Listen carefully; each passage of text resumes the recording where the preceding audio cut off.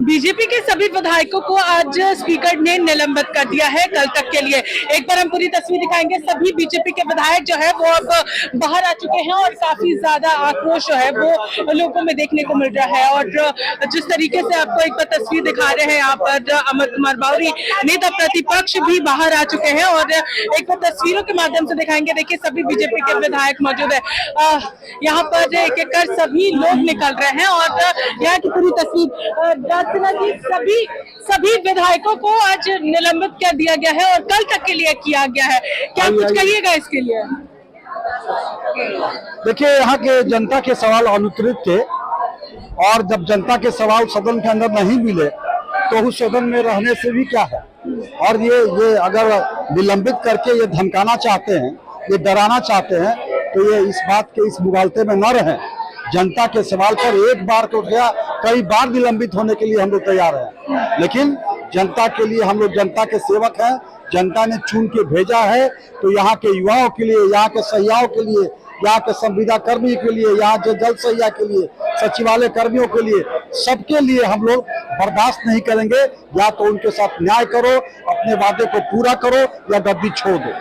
देखिए तो लगातार यहाँ पर लोग जो है वो यहाँ पर बीजेपी के विधायक जो है वो अब यहाँ पर मौजूद हैं। आपको एक बार फिर से पूरा दृश्य दिखाते हैं कि किस तरीके से सदन के बाहर बीजेपी के विधायक पहुंचे हुए हैं और उसकी ये पूरी तस्वीर यहाँ पर देखने को मिल रही है। और यहाँ पर नारेबाजी जो है वो यहाँ पर शुरू हो चुकी है और उसी क्रम में ये पूरी तस्वीर हम लोगों को देखने को मिल रही है। देखिए बीजेपी के सभी विधायक यहाँ पर है और विधायकों की तस्वीर यहाँ पर साफ तौर पर आप देख सकते हैं। तो देखिए यहाँ पर किस तरीके से सभी बीजेपी के विधायक जो है वो यहाँ पर सदन के बाहर बैठे हैं।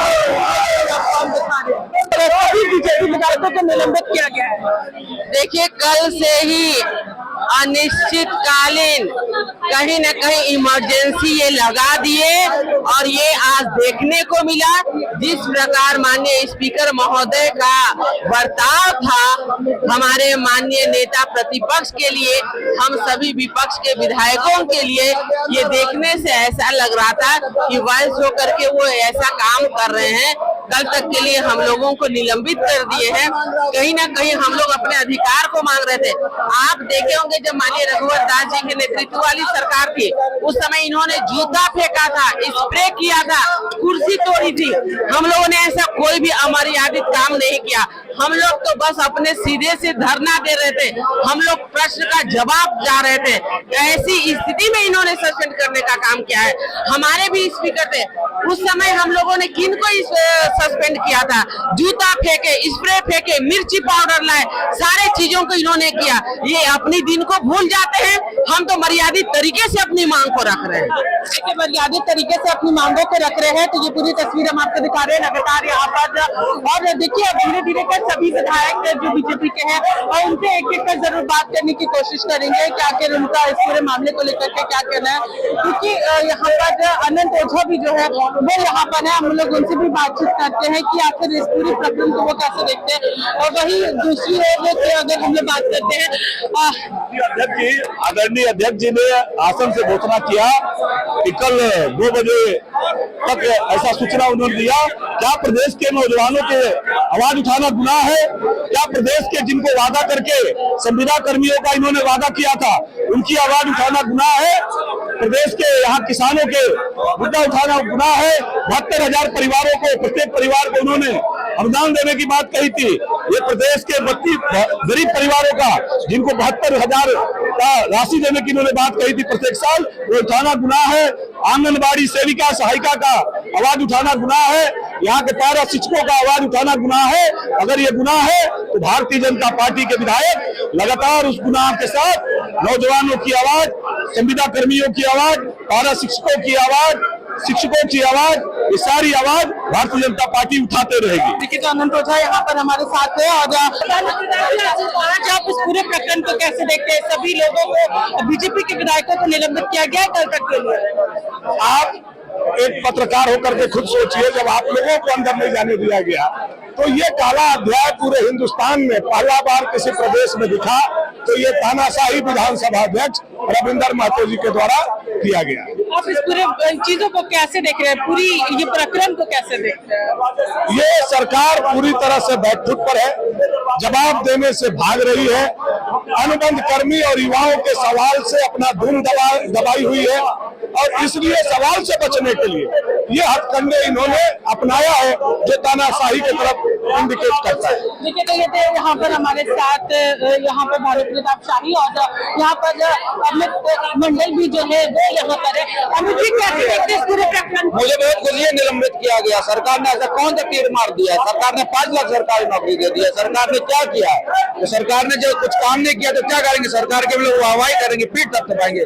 सरकार ने निलंबित किया, आज सदन के अंदर प्रोटेस्ट हो रहा है, कल सड़क पे होगा। 2 दिन की सरकार है, 2 दिन के मेहमान है ये सरकार, इसके बाद दूसरा विधानसभा ये सरकार नहीं देखता है। देखिए तो आनंद, तो यहाँ पर जिस तरीके से अमित मंडल की बातों को भी आप लोगों ने सुना। नारायण जी, लगातार इस तरीके की घटना, जिस तरीके से कल आप लोगों ने एक इतिहास दिखा, अब एक ही बार में सभी बीजेपी यानी कि विपक्ष के विधायकों को निलंबित कर दिया गया। आप इस पूरे प्रकरण को कैसे देख रहे हैं? निश्चित रूप से इतना मैं जरूर कहना चाहूंगा कि सरकार के इशारे पर यह काम हुआ है, और जितनी भी इनकी निंदा की जाए बहुत कम है। देश ने लोकतंत्र को एक ऐसे रूप में देखा है कि इनके तानाशाही इंदिरा गांधी का नाम भी आता है कि उन्होंने भी इमरजेंसी लगाने का काम किया था, और आज इन्होंने उनसे बढ़कर भी इमरजेंसी लगाने का काम किया, जिसे हम नजरबंद इमरजेंसी कह सकते हैं। हम लोग किसके लिए मांग कर रहे थे? जो इन्होंने वादा किया था उसी के लिए वक्तव्य देने की मांग किए थे। तो स्पीकर साहब को सोचना चाहिए कि वो भी माननीय कभी रहे हैं। जैसा कि अभी अमर बौरी साहब ने कहा, प्रतिपक्ष के नेता ने कहा कि जब एक दलित आदिवासी स्पीकर थे, उनके ऊपर जूता फेंका गया था, उन्होंने कोई कार्यवाही नहीं की थी। तो ये कार्यवाही एक तरह से सरकार की सोची समझी मानसिकता का परिचय है, जो झारखंड के लिए हितकारी नहीं होगा। आने वाले समय में निश्चित रूप से इसका मुंहतोड़ जवाब दिया जाएगा और ये सरकार अपने चली जाएगी। देखिए तो लगातार अब यहाँ पर तस्वीरें हम लोगों को देखने को मिल रही है। देखिए नेता प्रतिपक्ष अमर कुमार बावरी भी यहाँ पर मौजूद है, और लगातार उनके द्वारा भी कई सारी चीजों को यहाँ पर रखा जा रहा है, और ये पूरी तस्वीर जो है वो यहाँ पर हम लोगों को देखने को मिल रही है। तो ये पूरी तस्वीरें हम लोग सदन के बाहर से बता रहे हैं, यहाँ पर बीजेपी के विधायक जो है वो काफी ज्यादा नाराज नजर आ रहे हैं, और जिस तरीके से उनका कहना है कि हम युवाओं की आवाज को बुलंद कर रहे थे, और उनको यहाँ पर उसके बाद हम लोगों को बाहर निकाला गया है। और ये पूरी तस्वीर हम लोगों को देखने को मिल रही है, जहाँ सत्ता पक्ष कहता है कि ये अमित जी लगातार आप लोग यहाँ पर मौजूद है और अब आप लोगों को निलंबित किया गया है, इस पर क्या देखते हैं? युवाओं के मुद्दे पर, इस सरकार के वादा खिलाफी पर, इस सरकार के तानाशाही पर एक बार क्या 1000 बार भी सस्पेंड होना पड़े तो हम लोग तैयार है। ये सरकार का जो चाल चलित चेहरा है, जो नकाब है, उतरना जरूरी था, और सरकार का चेहरा नकाब उतर गया। आप लोगों पे आरोप है कि आप लोगों ने सदन को हाईजैक किया। आप लोग देख रहे ना, यदि आपने देखा होगा, यदि हाईजैक हम लोग करते तो आप लोग पत्रकार दीर्घा में होते। हाईजैक कौन किया है? सत्ता पक्ष ने किया है। पत्रकारों को पत्रकार दीर्घा में नहीं आने दिया। हेमंत बिस्वा शर्मा जी माननीय मुख्यमंत्री को गोपीनाथपुर जाने नहीं दिया। ये साफ दिखलाता है कि पूरा पश्चिम संथालकोना अब बांग्लादेश बन चुका है, जहां भारत के नागरिकों का वहां एंट्री बंद हो चुका है, और सदन सिर्फ और सिर्फ तानाशाही चलाने के लिए। नियम कानून की बात कर रहे हैं। कौन सा नियम कानून? जब नियम कानून होता तो हमें भी सुना जाता, हमको भी बोलने का मौका दिया जाता। वो तो तानाशाही चला रहे हैं, वो तो अपना निरंकुशता चला रहे हैं, और दोष हम लोग पे दे रहे हैं। ये तानाशाही जनता भी देख रही है, दुनिया भी देख रही है, और हमारे बाबा साहब अम्बेडकर का संविधान भी देख रहा है। आज वो जहाँ भी होंगे वो बहुत लज्जित होंगे और बहुत पॉलिटिकल स्टंट बता रहे हैं। वो उनका पॉलिटिकल स्टंट है, जो कह करके 2019 में सत्ता में आए थे। उनके पॉलिटिकल स्टंट अब खत्म हो चुका है, उनको अब बाहर जाना ही जाना होगा। ये बात उनको समझ में आ गई है, इसलिए तानाशाही। देखिए तो ये थे हमारे साथ अमर कुमार बावरी, जिन्होंने साफ तौर पर कहा कि उनका पॉलिटिकल स्टंट है, जो कि उन्होंने हमने 2019 के चुनाव के दौरान यहाँ पर अपनाया था और अब जनता पूरी तरीके से जाग चुकी है और बीजेपी के विधायकों में काफी ज्यादा इस चीज को लेकर के नाराजगी है। हाईजैक हमने, उनका कहना है कि हमने हाईजैक नहीं किया, अगर हाईजैक हमने किया होता तो जरूर तस्वीरें कुछ अलग रहती और उन्होंने पिछले कई विधानसभा सत्रों को भी यहाँ पर याद दिलाया। फिलहाल इस खबर में सहयोगी सुशील के साथ में पूछे तो 99 न्यूज रांची।